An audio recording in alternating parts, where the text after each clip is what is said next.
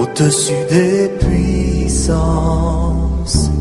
au-dessus des rois, au-dessus de la nature et de la création, au-dessus de tout. Shalom, shalom, merci à toutes les personnes qui nous regardent à travers le monde. Nous nous retrouvons encore aujourd'hui dans le cadre de notre émission Femme, lève-toi. Le thème aujourd'hui, pardonner l'impardonnable.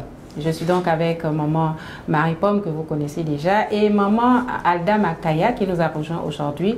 Maman Alda, bonne arrivée. Merci.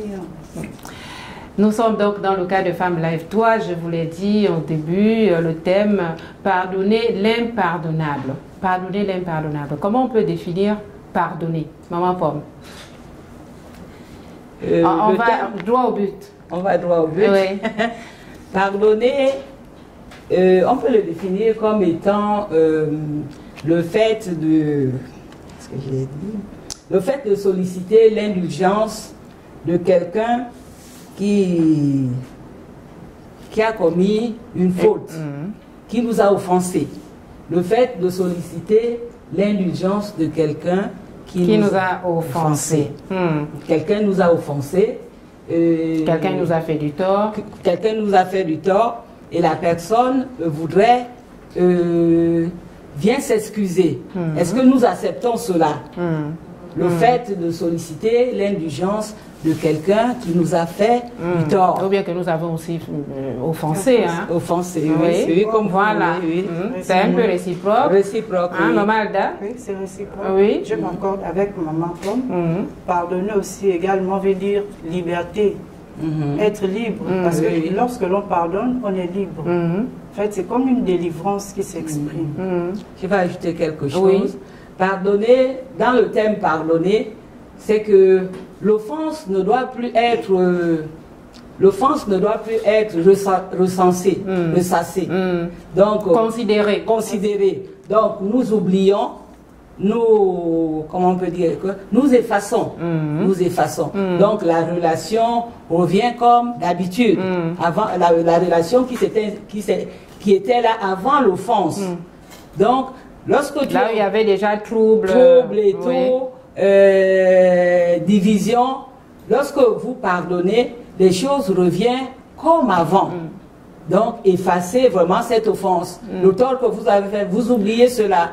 Vous ne recensez plus cela. Est-ce que Maman Alda, est-ce que pardonner, c'est vraiment oublier? En fait, oublier peut-être en tant que tel, oui, pas trop, mais en fait, l'acte est toujours là. La personne a commis un acte. En fait, on n'a pas oublié, la chose est là normalement, mais ce qu'on fait en fait, on a décidé de laisser tomber, d'être au-dessus de la situation. En fait, on laisse tout tomber et puis on repart dans les nouvelles bases. C'est en quelque sorte un lâcher prise. Voilà, on lâche prise. Parce que quand on ne pardonne pas, on garde encore, et quand on décide de pardonner, on lâche prise. Mais on n'oublie pas. Si, on oublie. On oublie. Normalement, on doit oublier. Parce que si vous n'oubliez pas, vous avez tendance à faire revenir cela. Alors que, puisque il y a certains qui disent même que, bon, je pardonne, mais je n'oublie pas. Non, mais je ne peux plus me adresser la parole. Ou bien la relation ne peut plus revenir comme au début. Hein? Parce qu'il faut prendre des réserves, il faut être... Mais là, on n'a pas encore pardonné. Non, là, c'est pas le pardon. On n'a pas totalement pardonné. Parce que si on n'oublie pas, ça va toujours être là. Et on aurait tendance à refaire ressortir ça à tout moment. Alors que lorsqu'on pardonne, non, on oublie, on efface. Parce que quand on efface, rien n'apparaît. Rien n'apparaît, donc on efface. D'accord, Maman Alda. La bouche parle par abondance du cœur. Hein. Oui, si on ne laisse pas tomber, ça va toujours ressortir. Ça va toujours ressortir. En fait, voyons comme une plaie qui est là. Hein, vous êtes fait du mal et bon, vous êtes blessé. Et la plaie a été guérie, mais la cicatrice est là.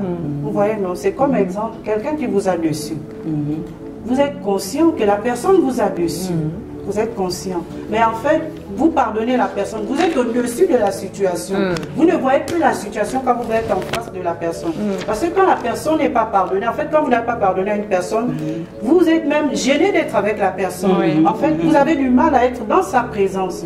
Mais lorsque vous avez pardonné, en fait, la situation est là. Mais vous êtes libre d'être avec la personne. C'est comme exemple quand il y a souvent des incompréhensions entre époux, le couple, monsieur, madame.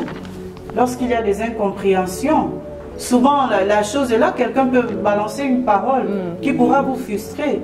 Mais vous n'allez pas oublier certes l'injure, mais vous allez être au-dessus de la chose et vous allez demander à Dieu de guérir la plaie qui est là. Mais la chose est là. Mais vous êtes au-dessus de la chose. Parce que si vous êtes sous cette chose-là, c'est compliqué. Elle va toujours vous influencer. Effectivement, elle reviendra toujours à la surface. Donc il faut être au-dessus de la chose. Oui, je vais relever quelque chose. La parole de Dieu nous dit que le Seigneur ne se souvient pas de nos fautes. Il ne se souvient pas. Lorsqu'il nous pardonne, il ne se souvient pas de nos fautes. Bon, si nous, on n'oublie pas, donc on va se souvenir des offenses. Mais est-ce que pardonner, c'est vraiment ne plus se souvenir de ce qui a été fait? C'est ne plus considérer. Voilà. Mais au moins ça a été, ça a existé. La chose est là. Voilà. C'est comme quelqu'un qui vous a cassé. La cicatrice est là. Le bras. Oui. Mais le bras, il est là, on voit. Voilà. Mais la cicatrice est là. Oui. En fait, la cicatrice est là, c'est vrai. La cicatrice est là, mais pardonner, bon, pour maman, c'est tout effacé. C'est comme le Seigneur a effacé nos péchés. On ne revient plus. La relation revient normalement. Parce que Dieu, lorsqu'il nous a pardonné, mais il ne tient plus compte, il ne se souvient même pas. Il ne se souvient pas même de nos fautes. D'accord, mais Madame Pomme, c'est quoi l'impardonnable dans ce cas? L'impardonnable, c'est quelque chose qu'on ne peut pas pardonner. C'est quelque chose d'inexcusable.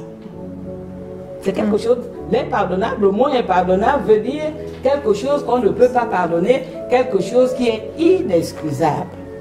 Mais est-ce qu'il existe réellement des choses inexcusables? Parce que lorsque nous relevons, par exemple, quand on parle de la charité, si nous lisons 1 Corinthiens 13, verset 6, la charité excuse tout. C'est ce que la parole de Dieu nous dit. La charité, c'est vrai que c'est difficile.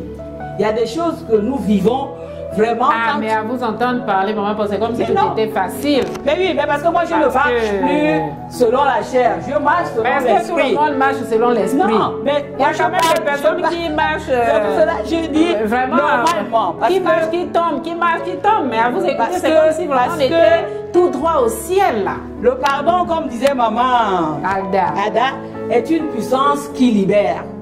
C'est une puissance qui libère. Donc, nous devons exhorter, pousser les gens plutôt à pardonner. À tout pardonner. À tout pardonner. Parce que c'est difficile. Il y a des situations que des personnes traversent vraiment très difficiles, très compliquées. C'est vrai. Mais nous voulons que les personnes soient libérées. Nous voulons que les personnes soient en harmonie avec la volonté de Dieu, avec Dieu. Parce que c'est Dieu qui nous bénit. Si vraiment nous maintenons le pardon, est-ce que vous êtes sûr que les bénédictions de Dieu peuvent nous localiser? Si nous gardons le pardon, oui, si nous refusons de pardonner. Voilà.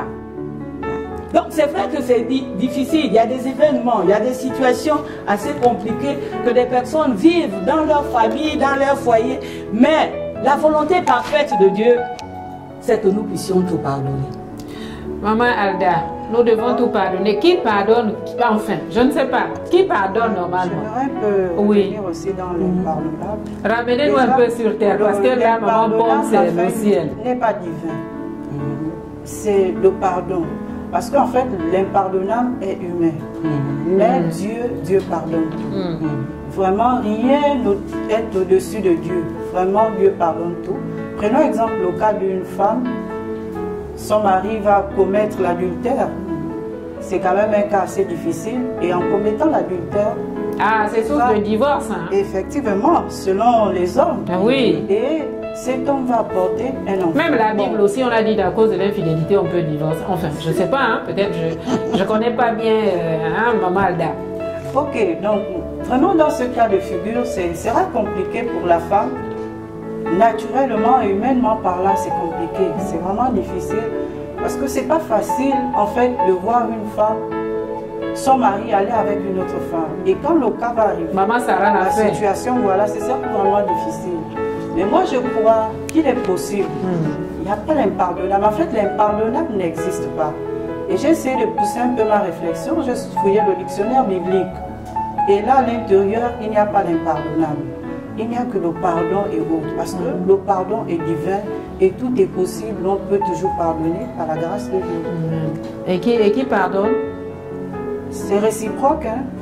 La Bible déjà nous parle de deux. C'est réciproque. Celui qui a été offensé comme celui qui n'a pas été offensé. Parce que dans Matthieu 15, la Bible nous dit quoi? La Bible nous dit, si tu vas présenter ton offrande à l'Éternel et que tu remarques que quelqu'un, pas toi, mais ton frère, a un problème, je vais paraphraser, contre toi, la Bible dit de laisser d'abord ton offrande et aller se réconcilier avec ton frère. Donc je pense que c'est réciproque. C'est pas forcément, bon, le plus souvent, on voit la personne qui nous a offensés, mais ça peut être aussi le contraire. La personne qui a été offensée peut aussi demander pardon pour la paix de son cœur. Oui, effectivement. Ah, Madame Paul. Oui. Parce que quand on est encore un peu angoissé, on croise quelqu'un dans la rue, quelqu'un qui nous a fait du tort, il y a cette petite angoisse, nous sommes des humains, il y a cette angoisse qui remonte, ça veut dire qu'il y a encore quelque chose qui coince. Qui coince, oui, effectivement. Parce que généralement, pour observer que tu as vraiment pardonné, par exemple, si tu vois quelqu'un qui t'a offensé ou bien quelqu'un que tu as offensé qui vient de l'autre côté, parce que c'est réciproque le pardon. Lorsque tu as un ressenti dans le cœur, une sensation de quelque chose, c'est que le pardon n'est pas inconfortable, c'est que le pardon n'est pas encore là. C'est pas le pardon. Donc il faut vraiment pardonner. Et quand tu pardonnes vraiment, la relation revient comme d'habitude. La bonne relation s'installe. Donc le premier signe, enfin l'un des signes qui atteste que vous avez pardonné, que vous avez vraiment fait la paix, c'est quoi? Qu'est-ce qui peut attester? Qu'est-ce qui peut vraiment vous convaincre que vous avez pardonné? On est libre. Je veux répondre. En fait, on est libre. Parce que comme la Bible dit, hein, en fait, c'est de l'abondance du cœur que la bouche parle. Et puis tout s'exprime aussi déjà par le visage et autres. Il y a plusieurs... des émotions. Effectivement. En fait, lorsque vous êtes en face d'une personne qui vous a offensé, réellement, si vous n'avez pas encore pardonné la personne, comme disait Maman Paul, en fait, vous seriez gêné. Et quelque chose va se passer au-dedans de votre cœur. C'est une petite lutte. Remarquer, effectivement, c'est une lutte qui se passe. Mais vous allez remarquer que lorsque vous serez en face de la personne qui vous a offensé, et vous allez remarquer, en fait, si vous avez pardonné la personne, vous seriez plus libre. Vraiment, vous seriez libre de voir la personne, libre de s'exprimer, libre de parler avec cette personne. Je crois que c'est d'abord la liberté et la délivrance, en fait, qui se démontre. Parce qu'au départ, quand la personne arrive, on est un peu on est frustré, en fait. On est sur nos gardes, on est crispé, on a du mal à adresser la parole à la personne. Mais lorsque la liberté arrive, lorsque le pardon arrive, la liberté aussitôt se voit et elle s'exprime. Mais comment on peut pardonner? Comment on peut pardonner?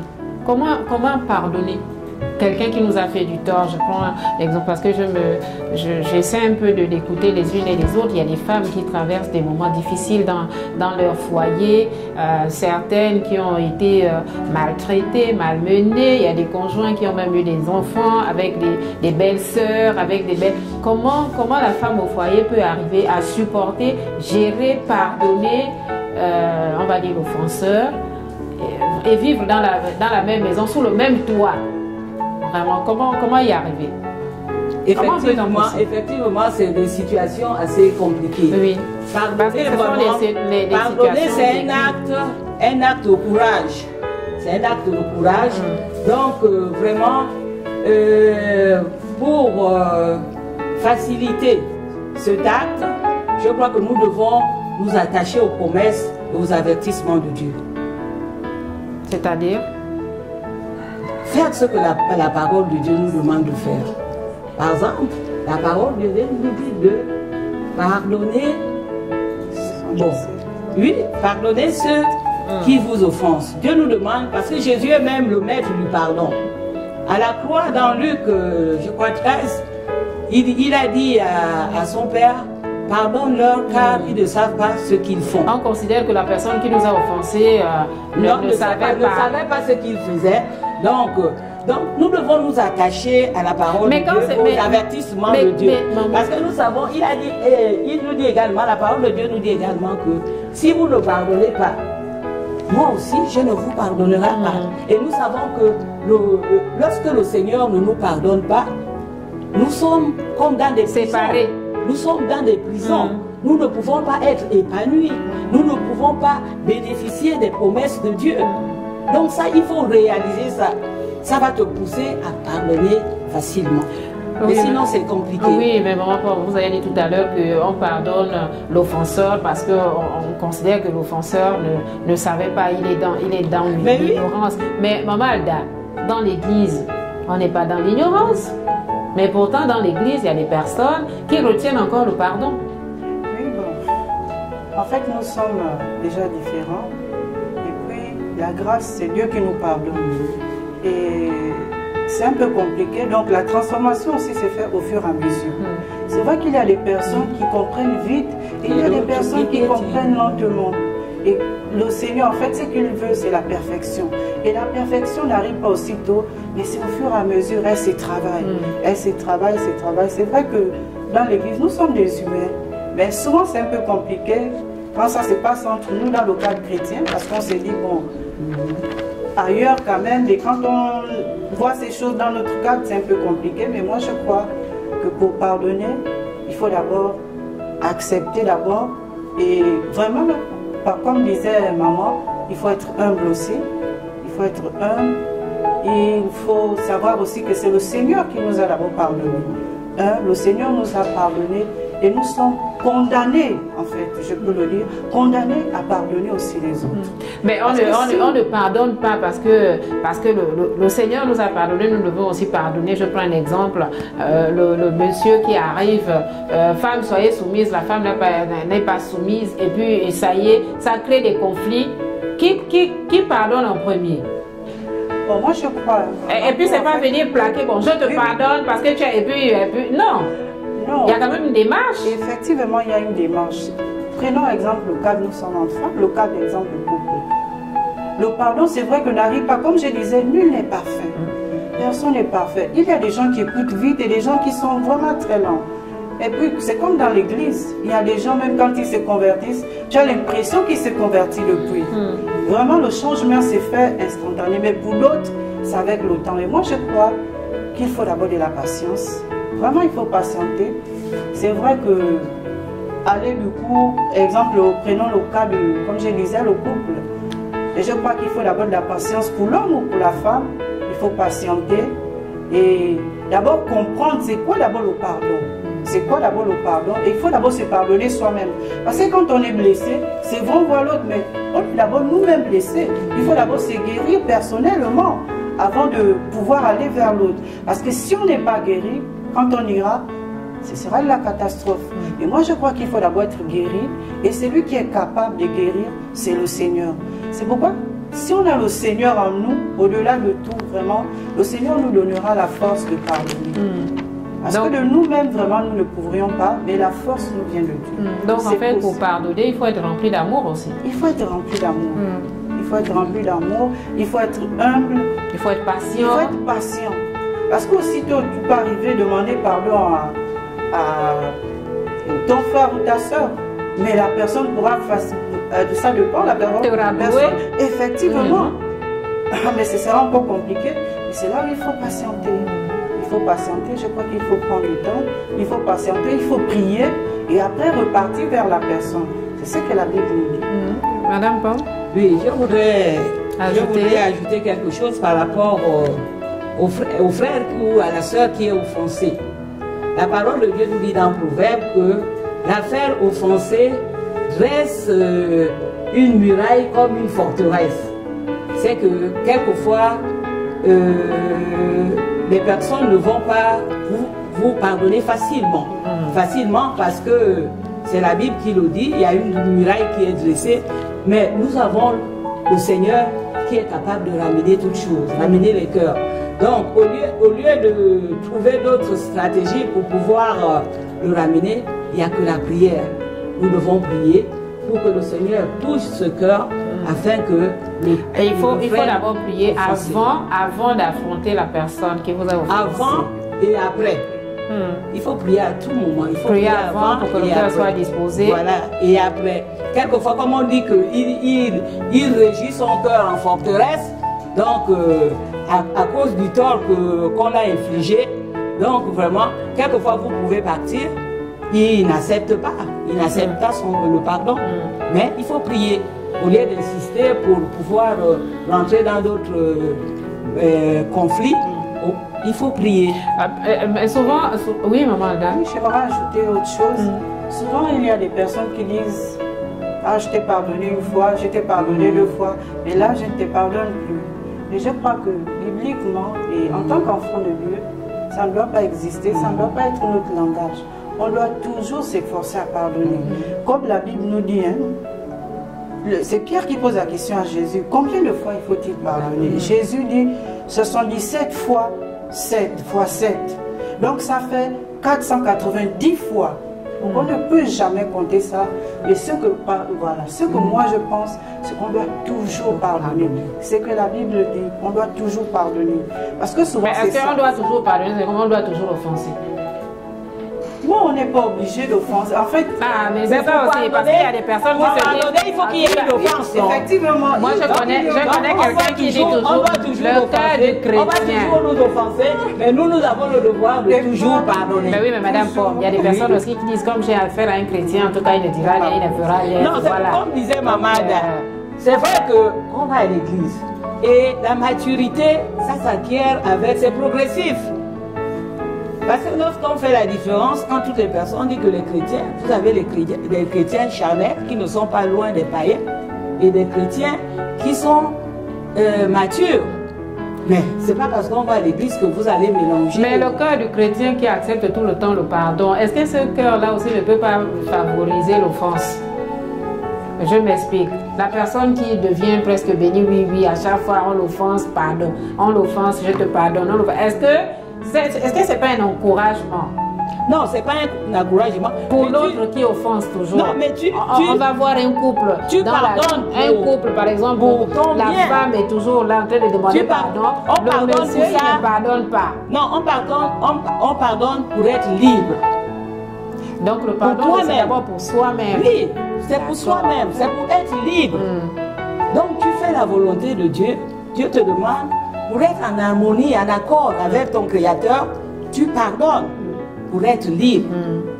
Parce qu'on dit que le pardon est une puissance qui libère. Pour que tu sois libéré, c'est pour cela que tu dois pardonner, tu dois oui à tout moment. C'est pour toi-même. C'est pour toi-même. Le pardon est une clé pour une relation harmonieuse avec le Seigneur. Effectivement. Donc en fait on pardonne. C'est pas qu'en pardonnant, on est maboule, on est faible d'esprit. On est faible. Non. En fait, on pardonne, c'est parce qu'on préserve d'abord notre relation avec le Seigneur. Parce que si on reste là, on demeure, on garde de la rancune et autres, en fait, tout ça nous éloigne. Ça nous éloigne de Dieu. Mais pour revenir à la source, pour revenir vers le Seigneur, il faut pardonner. Il faut se libérer. Parce que quand on pardonne, on est libre. On est libre. Et puis c'est vrai qu'il y a quelqu'un qui disait quelque part qu'après, quand tu es fâché contre quelqu'un, de toutes les façons, la personne continue sa route. C'est toi qui subis, c'est toi qui souffres. Parce que finalement, quand on se met en colère contre quelqu'un, on se crée des difficultés aussi. Voilà, parfois des maladies. La colère n'est même pas une bonne chose pour nous. La colère n'est pas une bonne chose pour nous. Et puis le pardon n'est pas indissociable de l'amour. Le pardon, c'est une manifestation de l'amour qui est un fruit de l'esprit, et qui nous rend agréables aux yeux de Dieu. Est-ce qu'on peut citer quelques conséquences du manque de pardon ici?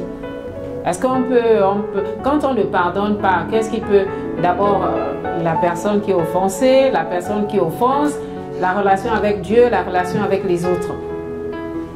Déjà avec Dieu, en fait, le manque de pardon, en fait, brise déjà la relation avec le Seigneur.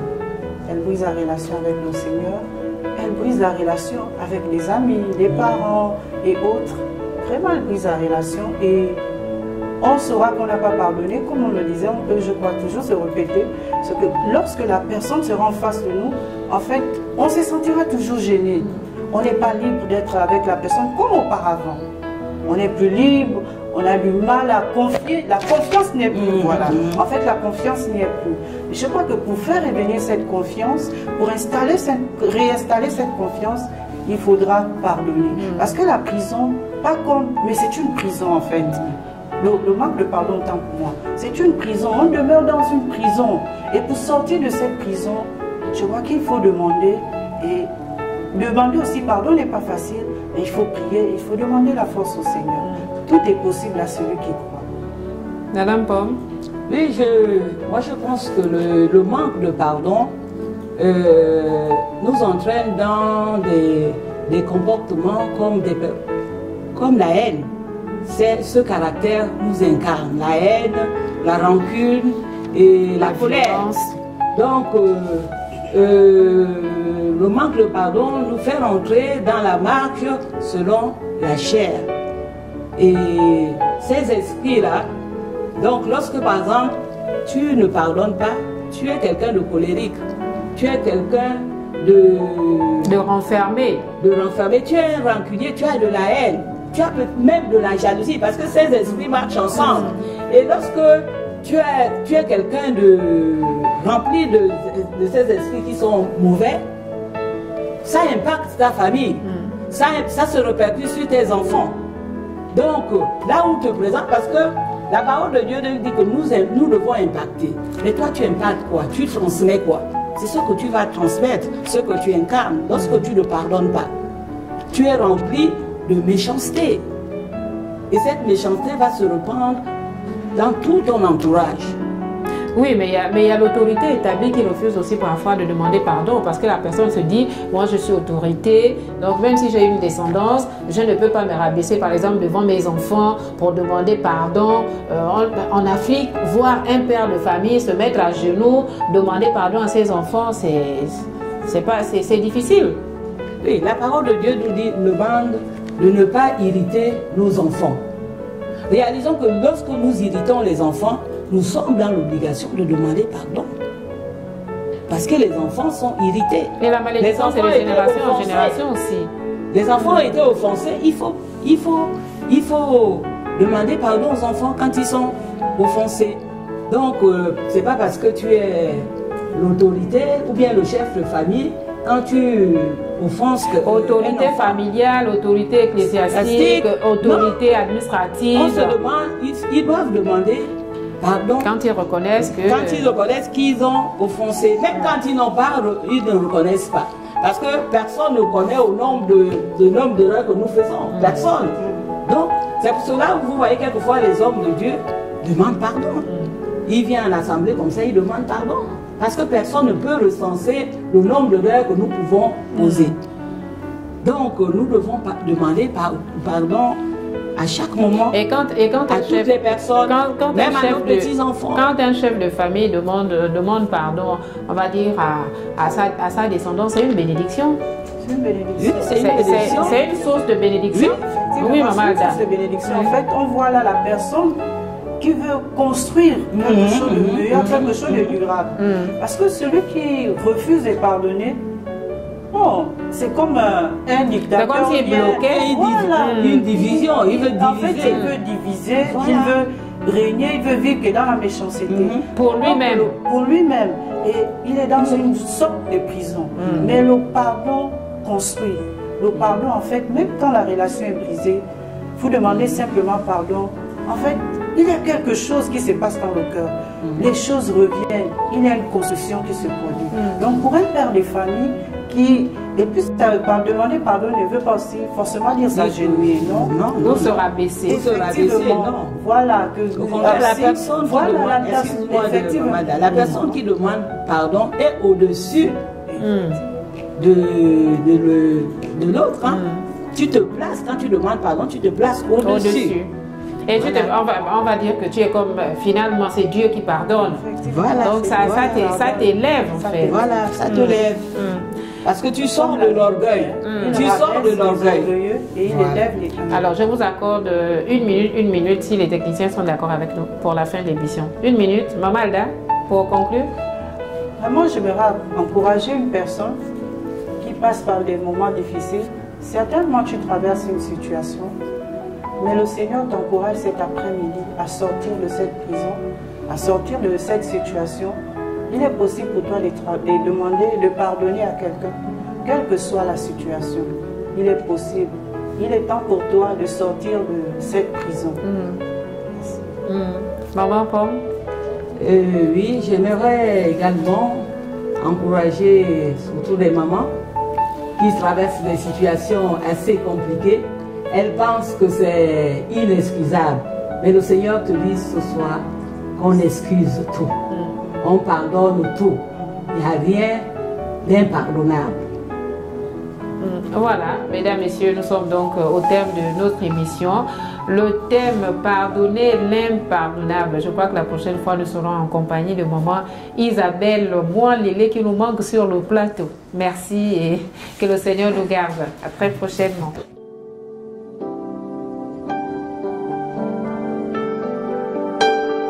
Au-dessus des puissances, au-dessus des rois, au-dessus de la nature et de la création,